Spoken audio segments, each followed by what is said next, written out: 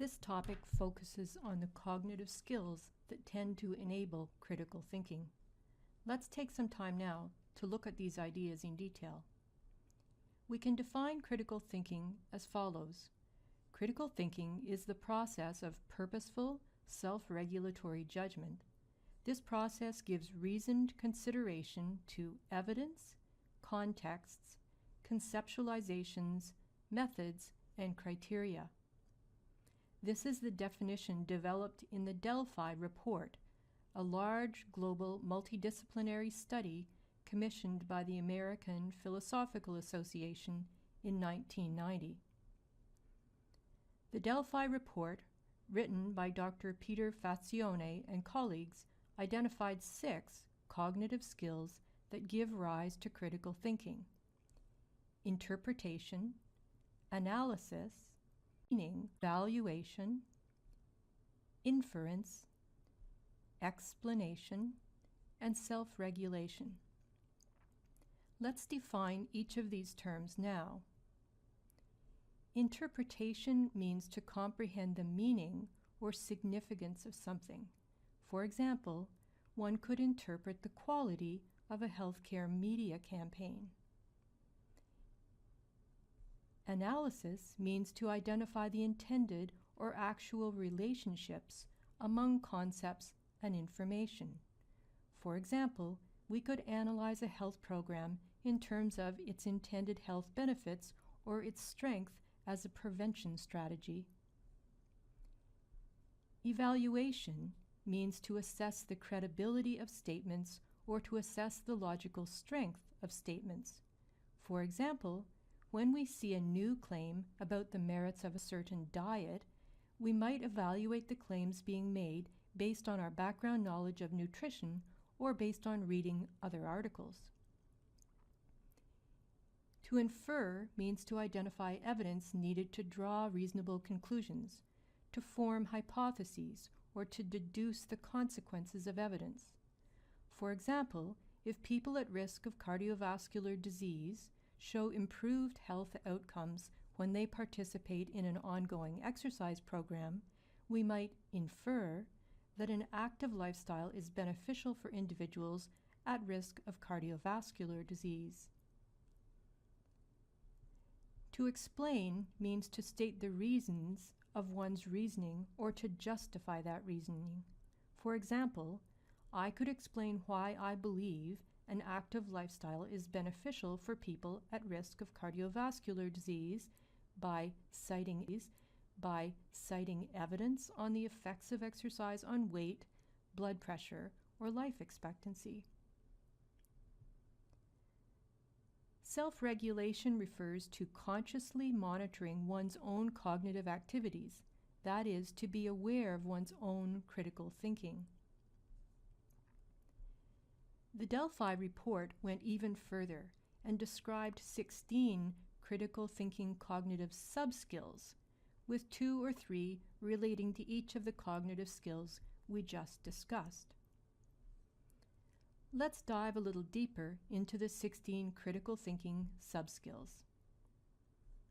Under interpretation, first let's consider categorization. One way to understand the meaning of something, or to interpret it, is to formulate categories or distinctions. That is, to categorize the object that you are, or to distinguish it from other objects.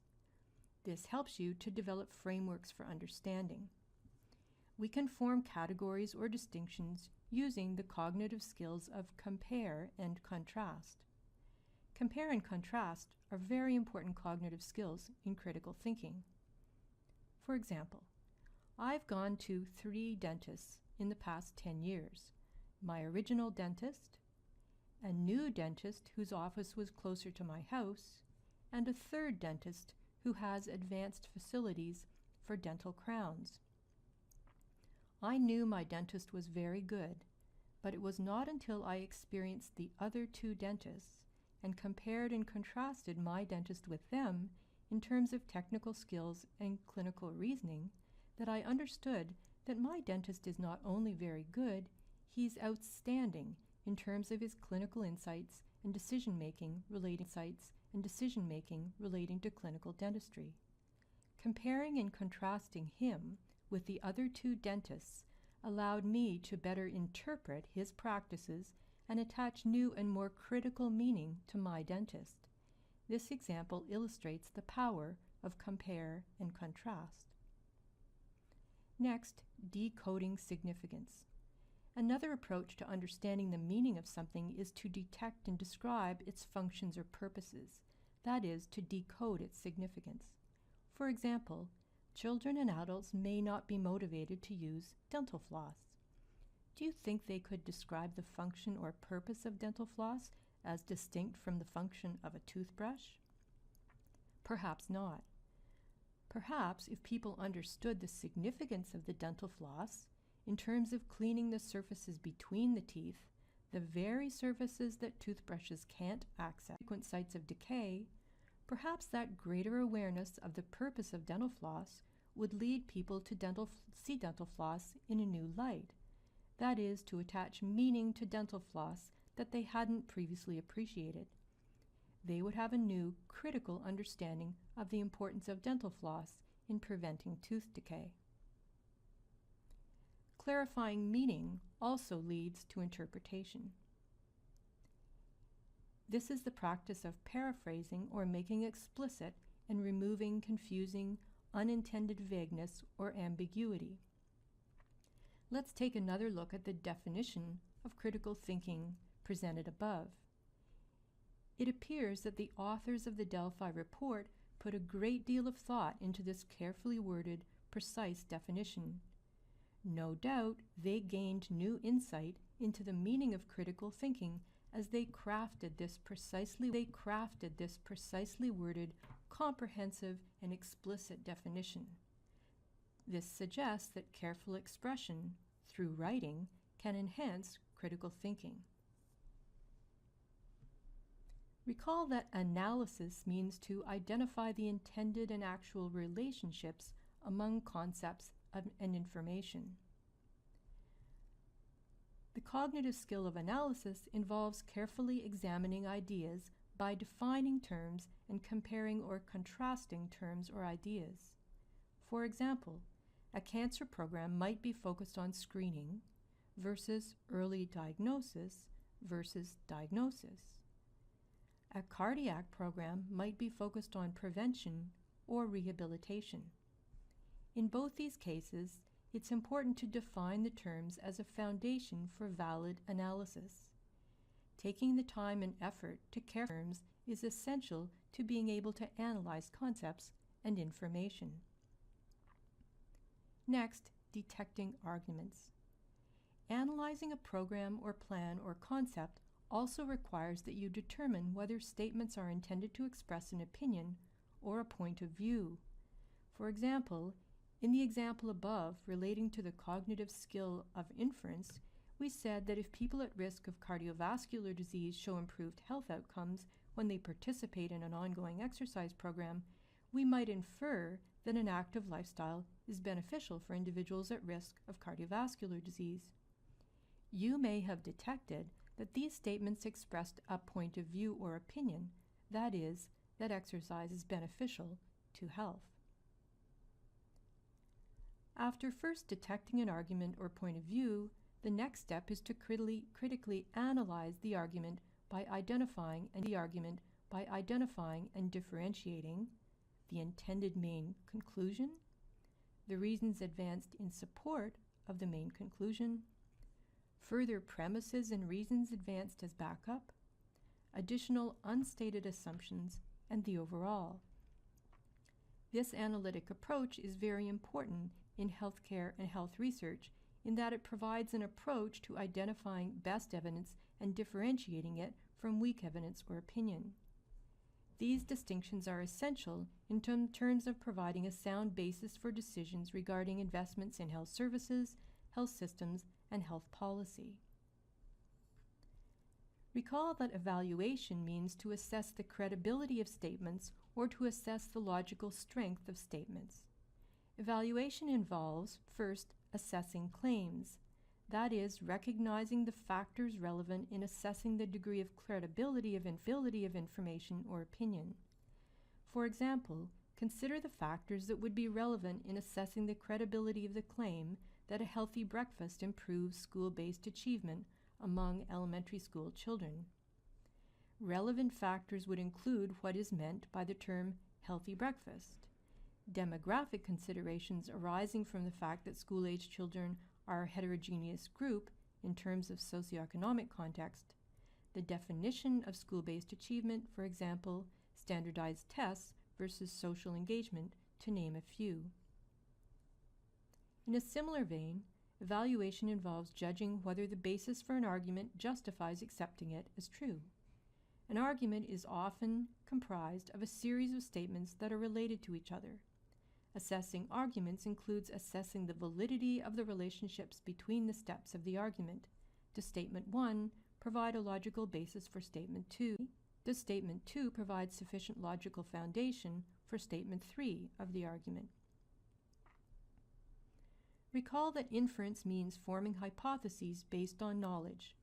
Inference involves first querying evidence, that is, judging what information is needed to judge whether an argument is true.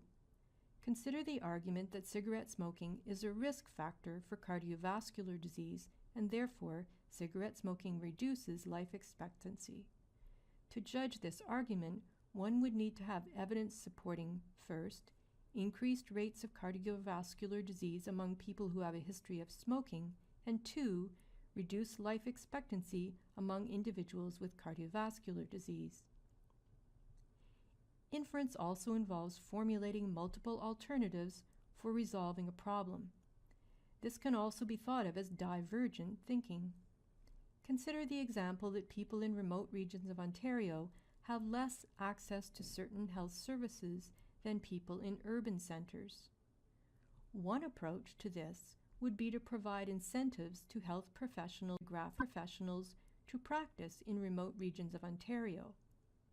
Another approach, not mutually exclusive with the first, would be to provide health services to remote regions through technology-assisted services linking health professionals in different geographic regions. Finally, inference involves determining what position, opinion, or point of view one should take on a given issue. This judgment is based on having examined the existing evidence in relation to what evidence you deemed necessary to support a given argument. Explanation is the critical skill involving three subskills. First, stating results. That is, describing the results of one's critical reasoning so as to analyze, evaluate, make inferences based on, and monitor results. Explaining results to trusted colleagues and to oneself can be helpful as early steps in preparing to describe results to a larger audience. Through engaging with others, you can seek feedback which you can use to enhance the clarity, organization, and impact of your statement of results. Justifying procedures means to describe the considerations you used as a basis for forming your interpretations, analyses, and inferences. For example, if you came to interpret the meaning of a rural health program by contrasting it with an urban health program, describing this thought process will be a powerful step toward critically conveying your understanding to others.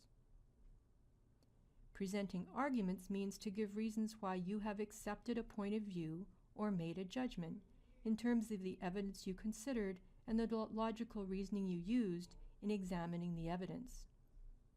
What subskills are involved in consciously monitoring one's own cognitive activities or self-regulation?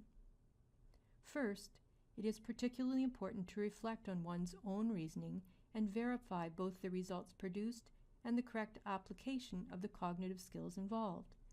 For example, recall that we talked about the power of the cognitive skills of compare and contrast. An approach to self-examination could involve you reflecting on a challenging judgment that you were asked to make recently, and to ask yourself whether, upon reflection, you compared and contrasted it with other situations in trying to interpret or assign meaning to what you were judging. How was that challenging judgment similar to other judgments that you've made in the past? How was it different?